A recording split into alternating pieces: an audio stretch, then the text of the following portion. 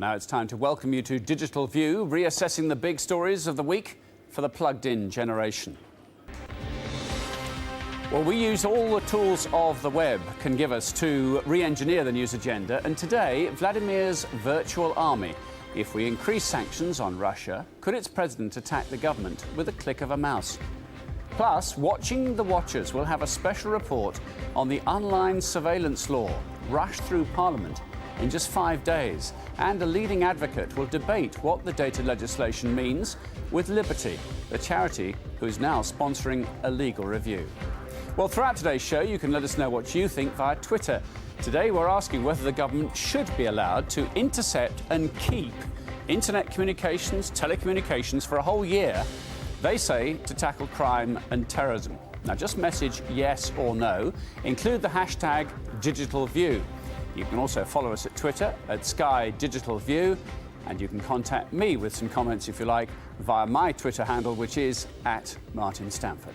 Now, first, in the wake of the attack on flight MH17, David Cameron's leading the way in imposing EU-wide sanctions on Russia. The director of its secret service, the FSB, is one of 15 people and 18 institutions subject to travel bans and asset freezes. Today we ask, though, could Vladimir Putin retaliate by hacking into and then disrupting the systems that run our biggest institutions? There is evidence that a group of sophisticated cyber spies is being handled by the Kremlin, and they're poised to do just that. Let's take a look. A network of hackers targeting British defence companies has been detected by BAE Systems. The investigation found that they keep regular office hours, they use powerful and expensive computers and software. Instead of attacking banks for financial profit, this group targets Western governments and defence manufacturers. And it's suspected that the same hackers targeted Ukrainian institutions while the Crimean region was being annexed by Moscow. Well, let's discuss this. Mike Jackson is a professor of data engineering at Birmingham University. Mike Jackson, good to talk to you. Now, this is the way warfare works. Somebody attacks, we defend. Can I just correct you for a moment? It's Birmingham City University. Of course, Birmingham City University, forgive me. Right, Hello? They attack, Birmingham City we University. defend. Are our defences good enough? Well, I think our defences are improving, and certainly we saw the Game Over Zeus activity over the last few weeks. There we've actually seen that Western forces are able to overcome very sophisticated hacker attacks and begin to deal with them.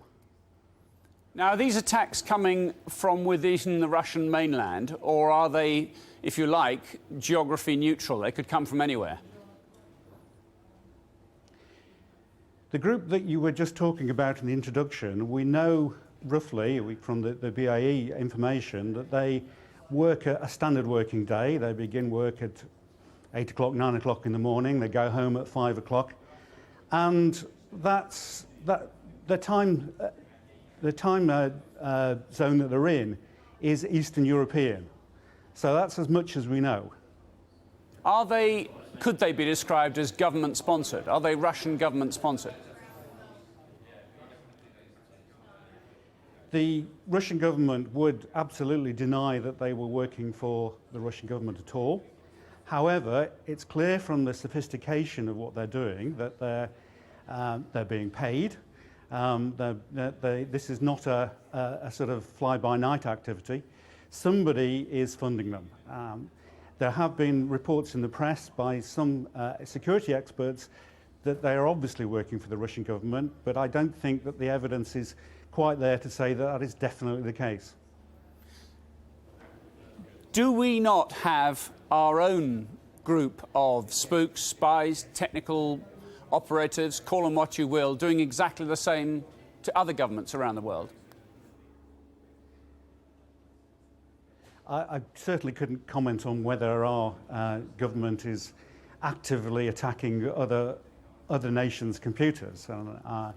But we certainly have people working within GCHQ, etc., who are countering the activities of hackers, whether they be lone hackers or organised hackers.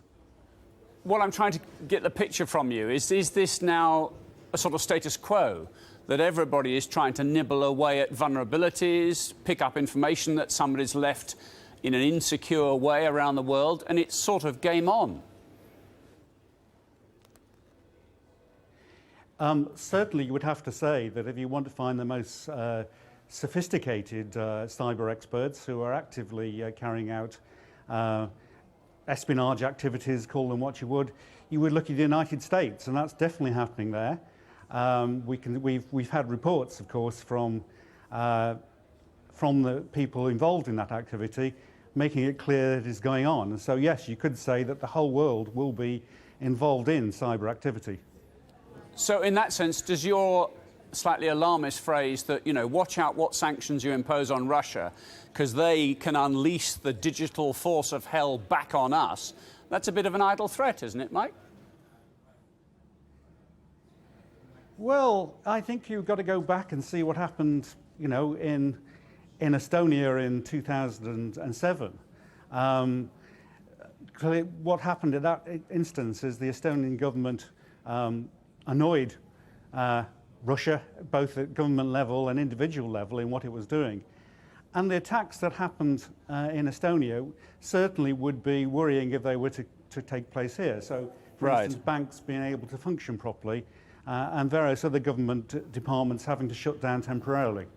A fellow academic down at King's in London disagrees with you on all this because he points out that during the Crimean episode, there weren't any significant denial of service attacks to anybody, really. He doesn't think they're up to it. What do you say to him? He doesn't think they're up to it. Well, I think what you have to be aware is we don't know what they are capable of doing yet. We know that there has been significant infiltrations of people's computers.